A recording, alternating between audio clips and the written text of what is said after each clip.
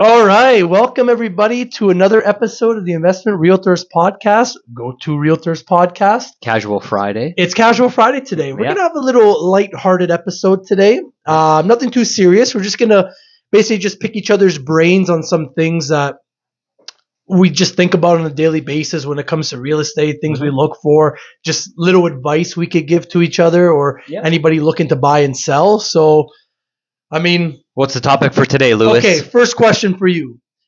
When you're with a client Yes. and they're looking for a place to live, they don't have a location, but they have a price.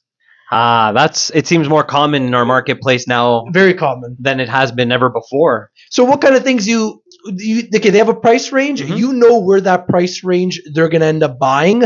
So you have a couple places you're thinking of. Yeah. What's some advice you give when you're trying to narrow down the location in the price range? Yeah. So we usually set boundaries. Like, obviously, if it's price driven, we always ask them, okay, so, well, where's your family located? Your Okay. job? What's your distance? Like, we always like to say, okay, an hour north, east, southwest of the GTA. Then we can kind of narrow in the search from there. Generally, those areas that within that kind of scope will have what kind of appeases to the buyers. Something that we always like to mention to them, if they're a city person and now maybe they're moving to the suburbs, maybe into the country, they have to also think big picture of, okay, well, you're not going to have all these amenities that you had at your fingertips like this that were walking distance. So like in town amenities, stores, stuff like Stores, that. yeah. Like how close are you to the biggest mall? How close are you to highways? Or when you're coming in and out to wherever you have to go, is it a 2-lane up? Is it a 1-lane down? Some people don't like driving in the winter that we've come into contact with, which is pretty common. So I mean, if you have an hour drive on a good sunny day, chances are your commute in the winter, if you double, sometimes triple, depending the circumstances. So that's usually how we kind of start off the search. Is we start with setting up the boundaries, setting up what works for them.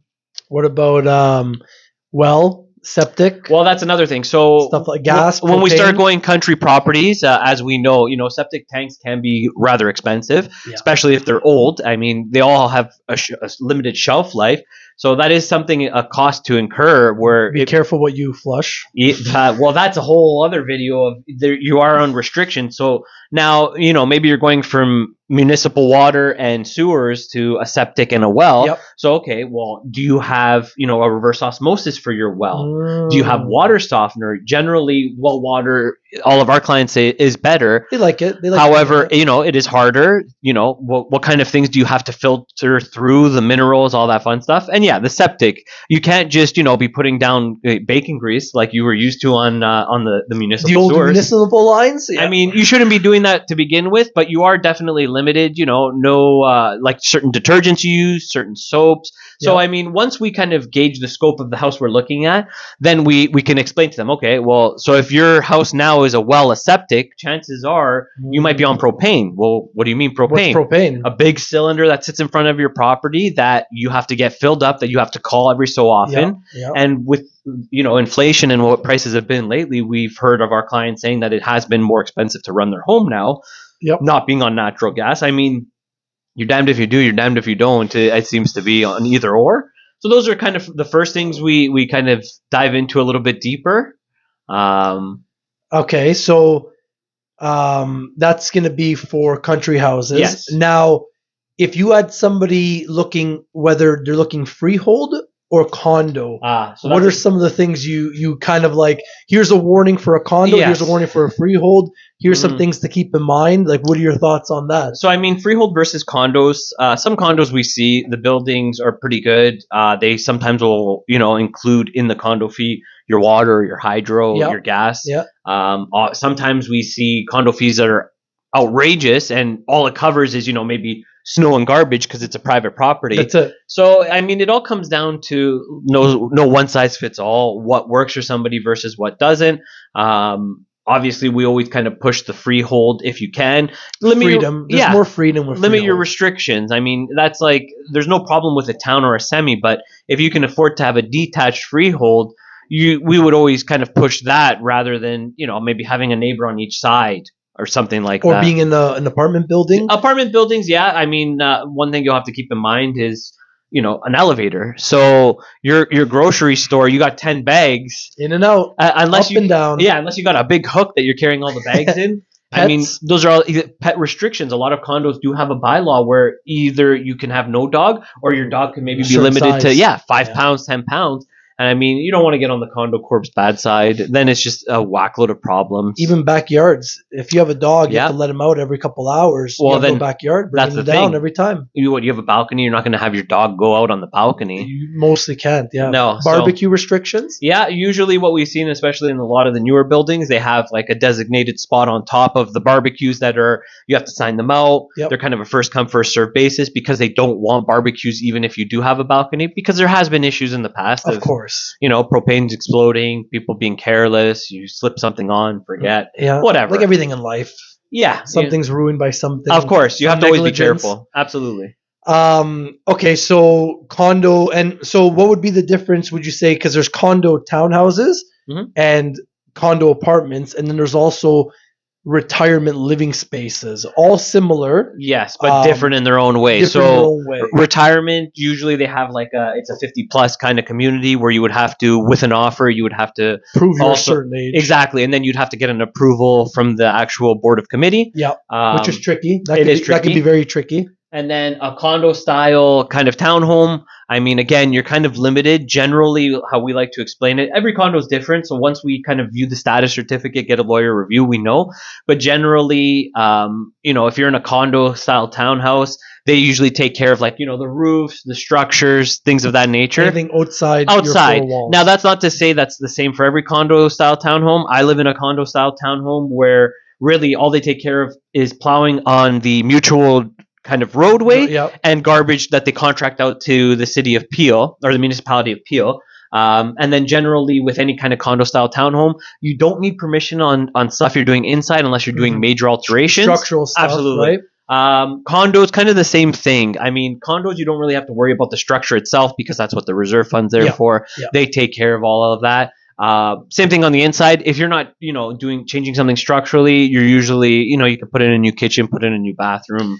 And you're okay. You mentioned reserve fund. So Yes. reserve fund is strictly when looking to buy a condo Yes, property. yes. And what to sum it up, what would you say a reserve fund is, and what are you looking for more or less? Even though the lawyers Mhm. take care of it, we kind of want to be aware of what exactly Yeah. is going on with the So a reserve healthy fund. reserve fund. So I mean, a reserve fund is those monthly fees that they're collecting. They go to paying the bills, like I had mentioned. Whether it's plowing, whether it's garbage, and then the reserve fund is to take care of those things like structural. So generally, they'll do also something called a special assessment. Mhm. So they'll make sure that this building is 25 years old. It's going to need, let's say, an all new roof. Yep. If there's not enough in a reserve fund, then they'll have to do a special assessment, which then gets fronted on to each unit owner. So if you're paying a $100 condo fee, let's say, there's not enough in the reserve fund, they do a special assessment that's going to cost, $80,000.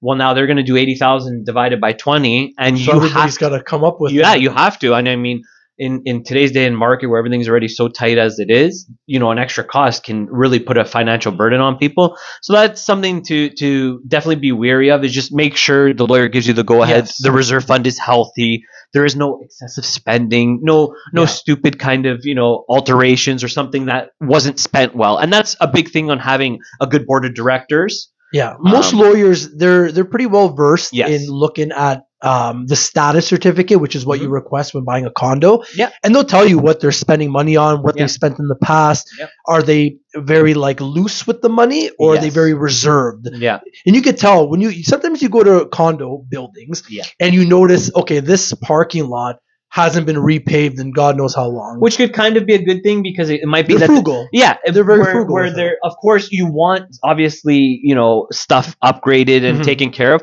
but you also want to make sure that in a way they are being frugal and they're not spending your money Unnecessarily, right? because generally what we see is the maintenance fees always go up. There are some times where it could go down, but it's very Super rare. and it never really happens because with the cost of living and everything else, everything just costs more. So I mean, you want to make sure that nothing is not safe, but you also want to make sure that they're not switching light fixtures that were changed 2 years ago because they want a different color. Like that's just unnecessary spending. And I mean, we're kind of going off a little bit on different things to look for when you're moving a different town, but these are definitely things because with our clients, especially the older clients, they're usually selling their 3-4 bedroom detached home, and they are going into something smaller and downsizing. And these are things that they don't really take into consideration. They just think, hey, I'm selling my mansion, I'm gonna pocket some money, but it's whatever. Yeah. You've had that freedom to kind of come and go as you please, make alterations, do different things. Now you're kind of playing by somebody else's book, so it's a big wake up call for a lot of people. Absolutely. Here's another question for you: how many times have you had clients, or we've had clients over the years, asking, "Oh, I want to buy this place, but I want to put a pool eventually, in-ground pool." So what are some things? Yeah, that's a good one. If the house has a pool, what are you making sure you're looking for? And if the house doesn't have a pool, but they really want to put one in, what are some things to keep in mind and maybe some homework to do beforehand? So generally, most properties, almost every property has an easement, whether it's from Hydro One, Enbridge, whatever the case is. If you have an easement, for example, that runs across the entire backyard, and your pool's going to go there, chances are you probably won't be able to put a pool, because how the easement works is they're going to come in there, let's say in 20 years, and they have to do something different. They're going to rip up your pool, and they don't need to put it back. Yeah. So we always tell our clients, do your due diligence. I mean, we try and help out as best as we can, but we also can't have the exposure or the liability on our end, so they have to do their own due diligence. Yeah. We also look in, and we'll give them the heads up on our software, like, okay, there's some form of easement. Generally, easements usually maybe run through the back of the property. Doesn't really gas lines, water lines, stuff like that. It doesn't really affect it. When there is a pool there, especially a lot of people have never had a pool. Yeah. So what we would recommend is, home inspections generally don't cover that, but you could always just hire, a separate, maybe a pool guy. They come in for maybe an hour or two, go through it. They check your liner, they check your pool equipment. I mean, if you have a concrete in-ground pool that, they're topping up every 2 days, well, maybe there's a crack. That pool is going to need to be fixed. That's going to cost you a lot more than just, a $5,000 liner or a $10,000 liner. So definitely make sure that, if you're buying the house, let's say to close in the spring, you would definitely, and it's already winterized, you would definitely want to put in a clause there that states, the pool's in working order. It's been professionally closed for the winter. So that way in the spring or the summer, when you open it, there is no liability on your end. If something's not working as it should, then you could go back to your lawyer and say, well, hey, look, we have this condition that it should have been working on our possession. Obviously, we couldn't try if it was March. So just make sure you protect yourself in that case. And get the same company who closed it. Yeah, and then exactly, right? Because it's all liabilities on them. Exactly. And generally, if you're a buyer with the first time getting a pool, you would ask the seller who they use, just so that way they're familiar with their pool, and then they can give you the kind of the tips to do it yourself. I mean, it's not too, encumbrance or really difficult to do. It's just a matter of doing it like one or two times and figuring out what you need to do. Just make sure all your ducks are in a row, and you're hedging your bets and making sure things are working. There's nothing worse than you're buying a house in the winter, you want to close it in the spring, you're ready to swim in that pool, and then all of a sudden you got 20 grand worth of work. Absolutely. That's just as bad as a septic. So I mean, when our clients are buying homes, it's a lot more than just, okay, are these windows good? It's taking into consideration a whackload of different things that could arise, within the first year of home ownership, or maybe within the first 5 years. So, I mean, that's not to say things don't go wrong even after it being checked, but things always happen. Yeah, you need to make sure you have kind of a safety net. Mitigate your risk. Exactly. And you are comfortable with if you have to put in a new septic tank. I mean, if you have a well that's drying up after you guys take 2 showers, you might have to get a flow rate problem. Yeah, you might have to get a new well dug. And I mean, these wells that are dug are 80, 100 feet, 200 feet, depending if it's a dug well, a drilled well. Bored wells. There's so many kind of layers to the onion. And that's why, I mean, we don't know anything. We don't claim to know everything.